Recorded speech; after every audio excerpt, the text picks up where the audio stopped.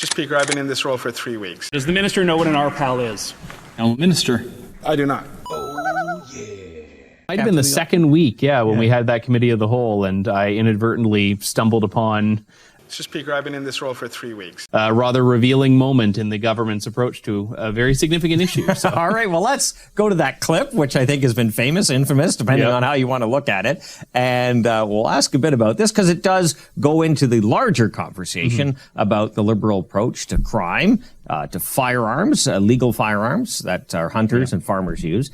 So let's go to the clip and then we'll expand from there. Play cut one. Does the minister know what an RPAL is? No, Minister. I do not. Member. Does the minister know what the CFSC is? I'm a minister.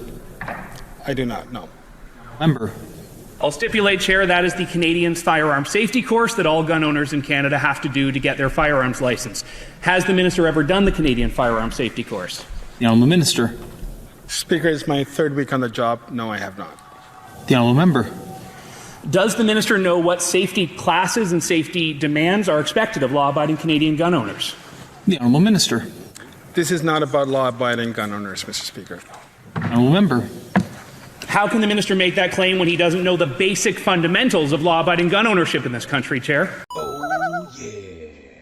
Holy smokes, there's so much to unpack there. I don't even know where to start. The funniest to me also, in the chair was John Nader, our colleague from Perth, Wellington, unless his riding boundaries have changed or the name has changed. The look on his face was like, holy smokes, I can't believe the minister didn't have the answer. John, who does a tremendous job of being impartial and was a very good chair on that, he ended up getting memed because of that. The facial expressions as he too could not seemingly shelve how surprised he was that the public safety minister didn't know what a firearms license is. Yeah, like unbelievable. And this is the guy that's charged a lot about the confiscation. We can go into that real quick of legally owned firearms. And he doesn't know the classifications. He didn't know really how the licensing. Yeah. Like, that's incredible. It is. And to be honest, like, that wasn't the direction I was going to go. Yeah, tell us about that. What I was trying to do is lead him down a path. I mean, as an interviewer, this is what you do. You lead someone down a path to getting him to acknowledge that he didn't know about how safe law-abiding gun owners are. That was the intention, because we do know statistically that law-abiding gun owners are the safest people in the country.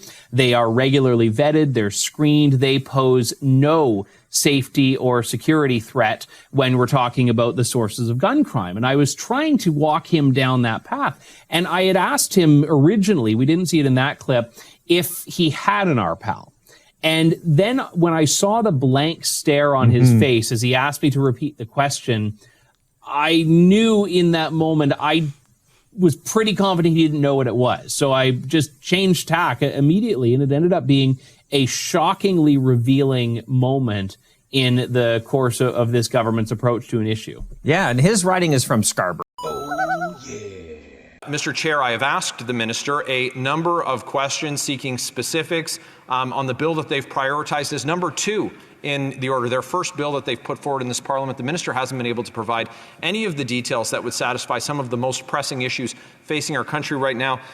Minister, where does it say in your legislation that you will repeal any of the laws passed by the Liberals that have weakened bail conditions and allowed dangerous offenders to stay on our streets? Minister, in 12 seconds. As I've indicated earlier, Mr. Speaker, this is not a bail reform bill, it's a border bill. Varani said at committee that he was proud of the fact that he and his government delivered bail reform through the passage of Bill C-48. Does he still hold that same belief? Honourable Minister. Bill C-48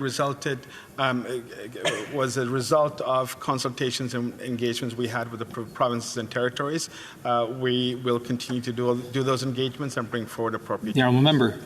On the same day of his swearing in, Minister Varani said Canadians do not feel unsafe in their communities and that perception of crime is largely in their heads and that an increase in crime is empirically unlikely. Do you agree with that statement? The Honourable Minister.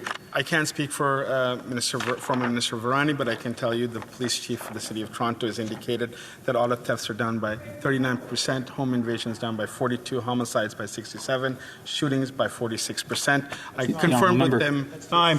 The minister promised to tighten bail rules just last week, but why didn't he do that in Bill C-2? The Minister. This is a border bill and not a bail bill, Mr. Speaker. I've been in this role for 3 weeks. The Honourable Member for uses that Oshawa. excuse so many times. Through you, does the minister believe our justice system puts the needs of criminals ahead of victims? The Honourable Minister.